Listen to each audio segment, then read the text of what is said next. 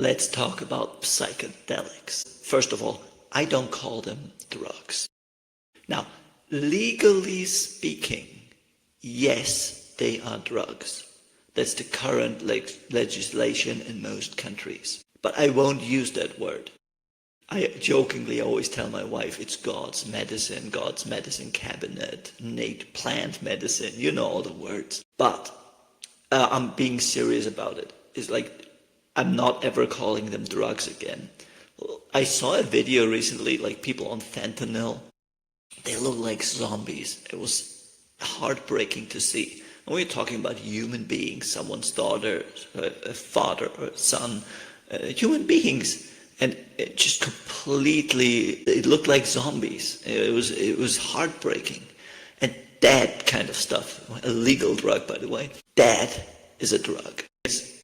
Those, like these things, yeah, if you have drugs. And psychedelics is just a whole different category. So let's call them psychedelics or God's medicine, whatever you want to call them. Let's not equate them with drugs. Yes, legally speaking, yes, but the law will catch up to it at some stage. In the dimension where I live, it's legal. So I'm not too worried about that. In the solar system that I reside in, yeah. Also, second point. I'm not encouraging you to take them. I'm going to tell you what I've learned from them, the experiences. While they are not drugs in the traditional sense, you still got to be very careful. You're putting something in your body and everyone reacts completely differently. Don't play around with them. You just take it seriously, respect it, and be careful, because there's some people who have psychosis, some people that just can't handle it at all. And another thing is, all the things that I've learned that I will tell you right now, there is no guarantee you will get the same results, because it's the drug. Medicine itself, that's not where it's at, right? It just reveals more. So it's not a magic potion that you take. Now, it helps a lot of people. Many people have similar experiences, but it's not guaranteed. There's a lot of inner work, there's a lot of introspection, there's a lot of growth, and that just is reflected, and it just helps, right? It's not a magic potion. It just helps you. It's one of the tools for the self-discovery. Let's dive in. Oh, and one side effect, and I think that's the most serious side effect, you can't stop talking about it. I really can't. Like, if you take LSD or psilocybin, the greatest danger, in my opinion, you can't keep your mouth shut. You want to tell people about it. At least in my case, the biggest side effect, you turn on a camera and make a video about it, or you tell people about it. Like, my wife is sick of me talking about it. And here's some of the lessons I've learned. Some of these things I've realized intellectually before. And for me, taking God's medicine, it became a visceral experience. It was a lived experience. And it went from, I think that, I believe that, to I know, to I feel. So it strengthened my convictions. So I could see, if you're completely deluded, how that could make you more deluded. I'm not taking myself out of this. I'm definitely on the crazy and weird and deluded side. I'm okay with that. And that just makes you more of that. So that's something it could break up patterns. It could reveal more and change you. It could also make you just more deluded. So keep that in mind. And the first thing I really noticed was, everything is made up. Again, this is something I've realized before intellectually, but it hit me so hard. Everything in this world is just made up. Everything is made up. And no one knows what they're doing. Everything is made up and no one knows what they're doing. And really, to me, the notion of a country, it is ridiculous. When I see a military parade, a president, people being all serious, it is funny to me. I cannot take it serious. It is ridiculous. To me, countries are figments of imagination with an army. That's all it is. It's just all figments of imagination, and everything, all of society, every rule, every beauty standard, every definition of success, every title, every job description, every gender role, everything, I mean, everything is just completely made up. Everything. And when people push against stuff, like at the moment there's the thing with gender and sexuality, like, dude, it's all made up. Don't make a big deal out of it. Oh, we gotta defend our traditions. It's all made up. It's just made up. Or someone being really important, like, oh, he's the president. It's made up. It's just, he's not a special human being. The Pope, the president, it's just all made up. Someone thinking, oh, I'm a doctor. It's all made up. Everything. It's just pieces of paper. Oh, I own this piece of land. Kind of, but no. The land belongs to itself. You can't own a piece of land. You don't even own your own body. It's all made up. And it is a really strong conviction, which on the one hand is extremely freeing. Because there's so many things I don't give a damn what anyone else thinks, because it's all made up. And you don't know what you're doing either. No one knows. And it's just so funny to realize whether it's an eminent psychologist, whether it's a professor, whether it's someone, an economist, and what everyone is guessing, somewhat better at guessing. Some are a bit closer to reality. But everyone is just winging it. Everyone, it's just all made up, and everyone is just within that framework, within their understanding of the world, doing the best they can. But it's ultimately, no one knows what they're doing. And it's just so freeing. It's so freeing. It's like you can do whatever the heck you want. You're still right. It is so much fun. So on the one hand, extremely freeing. On the other hand, it's very hard for me to take things seriously. Like someone with a company report and the revenue and all our country and the future. It's made up. It's just a figment of the imagination. All of it. So yeah, that is a very big change. Another one that I've realized is you are not your thoughts. Again, that's something I've realized before, but then it hit me. I could literally see my thoughts floating around. It was like bubbles of thought. And I felt that you can get trapped in these thought bubbles. And that's your identity. That's who you are. That's who you believe yourself to be. But I've discovered more and more, and again, the visceral feeling, I know that I'm not my mind. I know that I'm not my thoughts, my personality, my identity. These things are not me. Careful, when you take psychedelics, it is very possible, if you have obsessive thoughts or your mind is very loud, be careful, you can get trapped in a thought loop, which again, you repeat that for hours and hours and hours. Happened to me once, was not fun, because could have been 10 minutes or 2 hours, 3 hours, I have no idea. It felt like an eternity. You're just repeating the thought over and over. You can get trapped in it, right? So psychedelics is not a substitute for realizing your true nature. It can help you, it can guide you, but you can discover that you are not your thoughts. And that is, again, it is so freeing. It is so fun.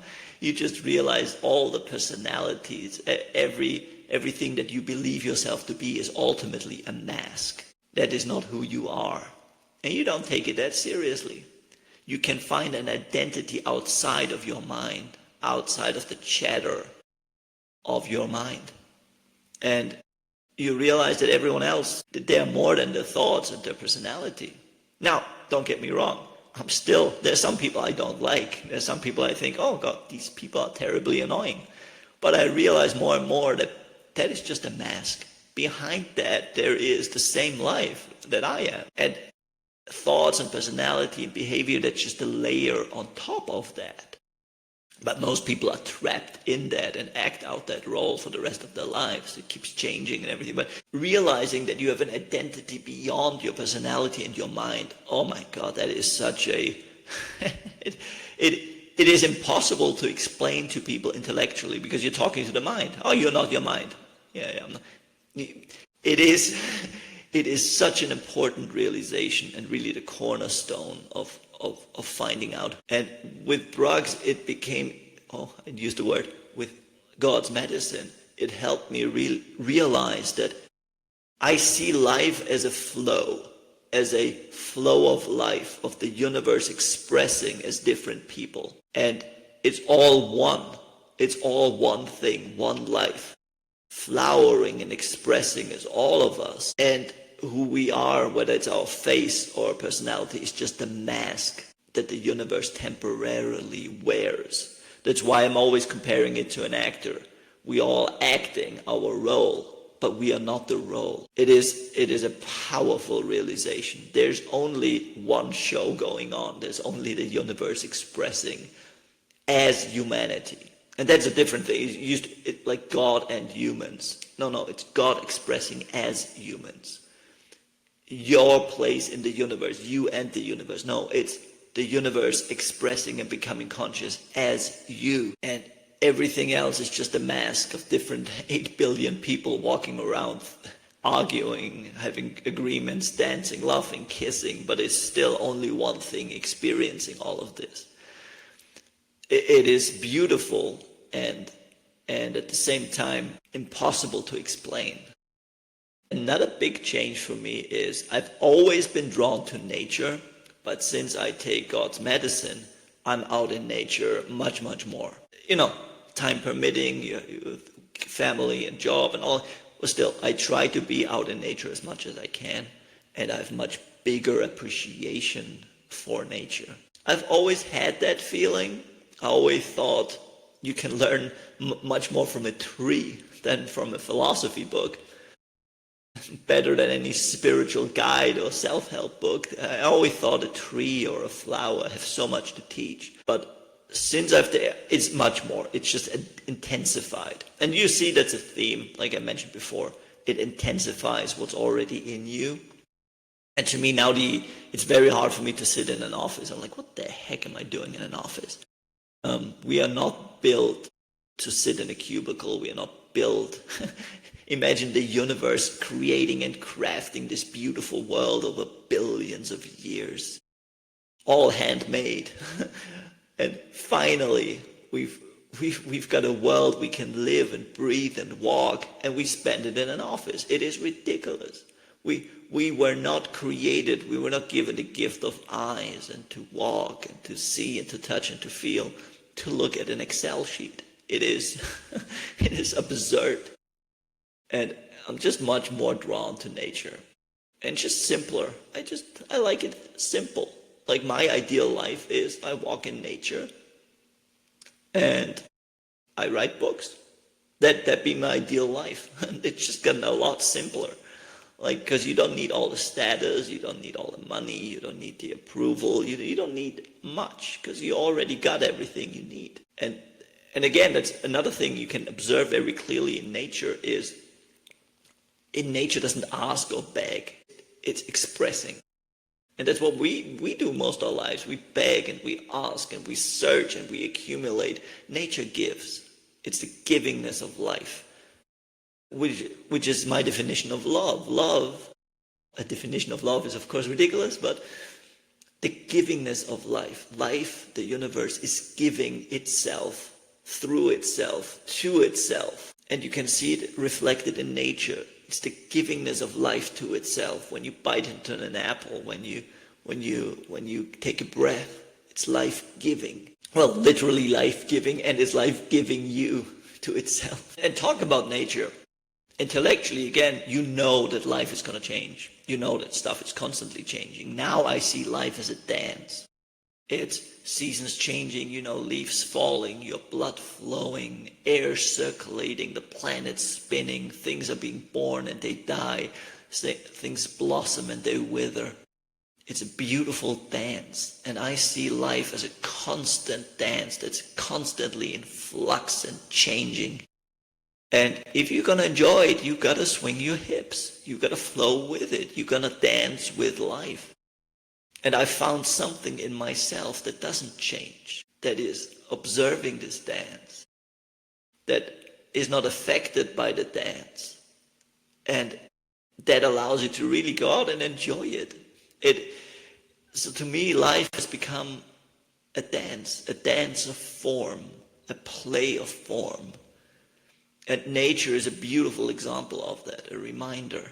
And that's how I see life. And another big thing I really discovered, because the world is in constant flux and changing, how are you going to find happiness or peace in the world? It's ridiculous. It's a cosmic soup that's constantly being stirred. How are you going to find something in it? And to me, it's almost, of course, my mind still has the tendency to look for security, love, joy, and peace in the world. Of course, it's a very deep-seated tendency, but I can also see through it. And I'm like, it's ridiculous. How are you going to find the peace, the path, this understanding in a world that is constantly changing? And I just realized the thing we're all looking for is you want a peace and a joy that doesn't depend on all the changing circumstances. That no matter how the world turns and twists and flows, that you have a peace and a joy that stays with you. That is what we are all looking for. And I've discovered that this is God. It's different names for the same thing, whether you call it peace or love or joy or God. It's the same thing. We're all looking for happiness, but we're all looking for God. It's the same thing. It's just words. It doesn't matter. And I realized we're all looking for that, whether it's a guy on Wall Street. Are there still people on Wall Street chasing money? Is that still a thing? Well, whatever the modern equivalent to that is. The guy, the alcoholic, the guy studying the Bible, they're all looking for the same thing. You think they're different people looking for different things. They're all looking for the same thing. The alcoholic, the guy chasing money, and the guy buried with his face in the Bible, and substitute it for whatever you want. The drug addict, the mother with her child, they're all looking for the same thing. They're all looking for God. They call it different names, but we're all looking for the same thing. We're looking for the source from which we come. And the other thing I realized is, and that's so important, because you have this high where you see life in the universe and a cosmic experience of oneness, and then you go back to work. You make breakfast, you change diapers. You're back to the mundane. But I realized that this is what it's about. That the divine is the human. That the most divine and most spiritual thing you can do is to be fully human. And that includes making mistakes, screwing up, being angry, losing your temper, doing the most mundane things, like having a cup of coffee and looking out of the window. That is the most divine and spiritual thing you can do. And it was never ordinary in the first place. You go back to your normal life. You don't have superpowers. You're not suddenly enlightened and you can walk on water. But you realize walking on earth, that is the miracle. Having a cup of coffee or tea, that is the miracle. The human is the divine. The most spiritual thing is just to be human. And that it was special all along. You don't need to accomplish something beyond yourself. You don't need to. Just the ordinary, mundane, normal day on earth was never ordinary or mundane to begin with. It was always special. It was always beautiful. It was always magical. And that really searching for something beyond myself. No, it's right here. It's right now. And I rediscovered a joyful life and just a joy of being alive, a wonder and appreciation for nature, of myself, of those around me, of how special it is to be human, of what a wonderful adventure this all is. And yeah, that was the prize all along. That was the prize all along. You've won the galactic lottery just by the fact that you're alive. And you get to experience all of this. Just getting up, walking around, having a normal day on earth. That is the most special thing in the universe. Oh yeah, that's what I learned from taking psychedelics. And one of the things, what changed also is it's sometimes hard for me to relate to people. On the one hand, I understand the human condition better. I have more compassion. I can see behind the masks. But on the other hand, it's very hard sometimes for me to relate to people, because when I talk about these things, I can tell that people can't hear it. Like they understand the words, but like, no, no, no. You don't understand. This is really special. You are alive. And it's like, yeah, of course I am. You are not your thought. Telling someone is completely useless. You will only understand this if you have been seeking. That's the beautiful quote. I love it. You can't find it by seeking, but only those who seek it find it. So I know people who've watched my videos or seen my message, and I know that you have not understood a word of what I said. Because it's not in the words. It's a realization, a connection that you then express with words. And without this connection, it's all just platitudes. It's all just empty words, and it doesn't mean anything. So what I'm still, I don't want to say struggle. It's just your life changes, and the people in your life will change. And probably in the future, I'll have just different people in my life who have more connection to this, who have more understanding of this. Because sometimes I really feel I'm talking to people, it's like, you have not understood a word I'm saying.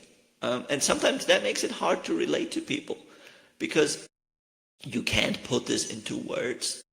I've tried my best, but you can't put this into words. You just can't. It's impossible. Yeah, I tried my best. I hope this resonates with you. And all these things I've learned, I put them in my messages. Every Monday to Friday, you wake up with a message from the universe reminding you, this thing is just a show. Don't take it that seriously. Who you are is just a mask, and it's the greatest thing ever just to be alive. Sign up below because it's real fun.